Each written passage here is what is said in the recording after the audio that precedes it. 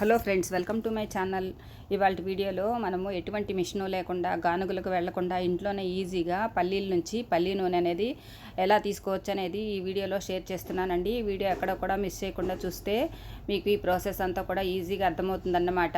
చూడండి, ఇక్కడ ఒక కుక్కర్ తీసుకొని దాంట్లో ఇక్కడ 1/2 kg వరకు కూడా పల్లీలను ఇలా వేసుకుంటున్నాను. తర్వాత స్టవ్ వెలిగించి స్టవ్ మీద ఈ కుక్కర్ పెట్టుకొని మనము సన్నని సెగ మీద ఈ పల్లీలన్నీ కూడా ఇలా వేయించుకోవాలండి. ఇలా మనము పల్లీలను వేయించుకునేటప్పుడు కొంచెం అటు ఇటు తిప్పుతూ ఇలా వేయించుకున్నట్లయితే అన్నీ కూడా సమానంగా వేగుతాయి అన్నమాట. ఇలా మనము ఒక 10 నుంచి 15 నిమిషాల వరకు వేయిస్తే ఇట్లా వేగుతాయి. అప్పుడు మనం ఇలా పల్లీలను పట్టుకొని చూస్తే దాని మీద ఉన్నటువంటి పొట్టు అనేది ఇలా ఈజీగా సెపరేట్ అయిపోవాలన్నమాట. ఇలా అయితే మనకి వేగినట్లుగా సరిపోతుంది. తర్వాత ఇవన్నీ కూడా ఇప్పుడు మనము చల్లార్చుకోవాలండి. ఇలా ఒక క్లాత్లోకి, అంటే ఒక టవల్ కానీ లేదంటే ఏదన్నా క్లాత్లోకి ఇలాగా తీసుకుని ఇవన్నీ కూడా కొంచెం చల్లారిన తర్వాత ఇలా ఒక మూటలాగా కట్టుకొని మనము ఈ పల్లీల మీద ఉన్నటువంటి పొట్టు అంతా కూడా ఇలా మనము పల్లీలని ఇలా వీడియోలో చూపిస్తున్నట్లుగా నలిపినట్లుగా చేసామనుకోండి, మనకి ఈజీగా పైన ఉన్నటువంటి పొట్టు అంతా కూడా ఊడిపోతుందండి. ఇట్లా మనము ఈ పల్లీలన్నీ కూడా చల్లారిన తర్వాత ఇలా చేస్తే ఈజీగా పొట్టు అనేది సెపరేట్ అయిపోతుంది అన్నమాట. మనము గానుగుల నుంచి ఆయిల్ తెచ్చుకున్నప్పుడు అది ఎంత ప్యూర్గా ఉంటుందో ఇంట్లో అంతకంటే కూడా మనము ఎటువంటి కల్తీ లేకుండా మన చేతులతో మనమే తయారు చేసుకోవచ్చండి.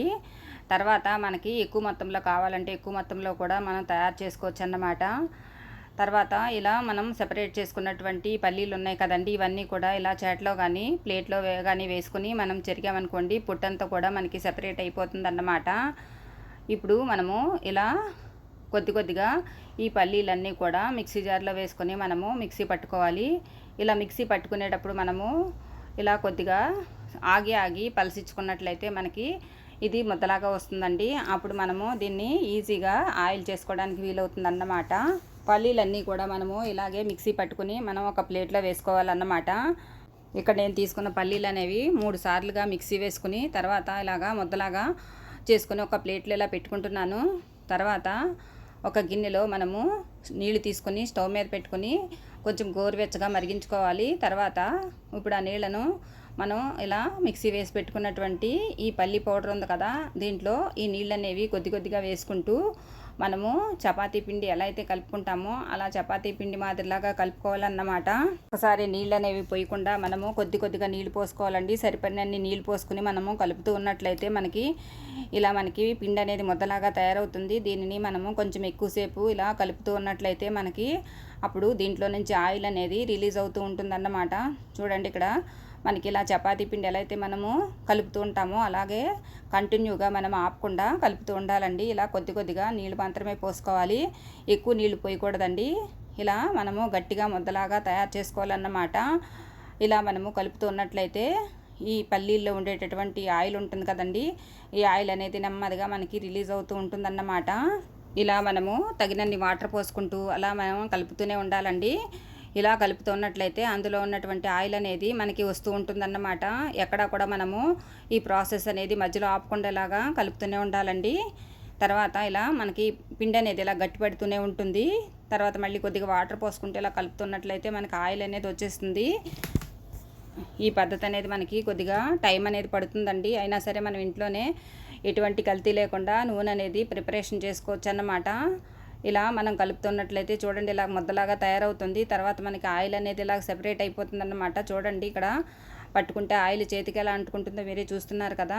తర్వాత ఇప్పుడు ఇలా గట్టిగా అయినటువంటి మిశ్రమం ఉంది కదండి, పల్లీల మిశ్రమాన్ని ఇలా ఒక క్లాత్లో వేసుకొని మనము ఇలా గట్టిగా పిండామనుకోండి, మనకు ఆయిల్ అనేది వచ్చేస్తుందండి. చూడండి, ఇక్కడ ఆయిల్ అనేది మనకి ఇలాగా పిండినట్లయితే ఆయిల్ వస్తుందన్నమాట. ఒక గిన్నెలోకి ఇలా పిండుకోవాలన్నమాట. కొంచెం గట్టిగా పిండినట్లయితే ఆయిల్ అనేది వస్తుందండి. తర్వాత ఇలా పిండగా మిగిలినటువంటి ఈ పైన ఉన్నటువంటి సెపరేట్ అయిన మిశ్రమం ఉంది కదండి, ఈ మిశ్రమాన్ని మనం పారేయాల్సిన అవసరం ఏమీ లేదండి. ఈ మిశ్రమంతో మనం కూడా మళ్ళీ లడ్డూల్లాగా తయారు చేసుకోవచ్చు అన్నమాట. చూడండి, ఇక్కడ ఇంత ఆయిల్ అనేది వచ్చిందండి.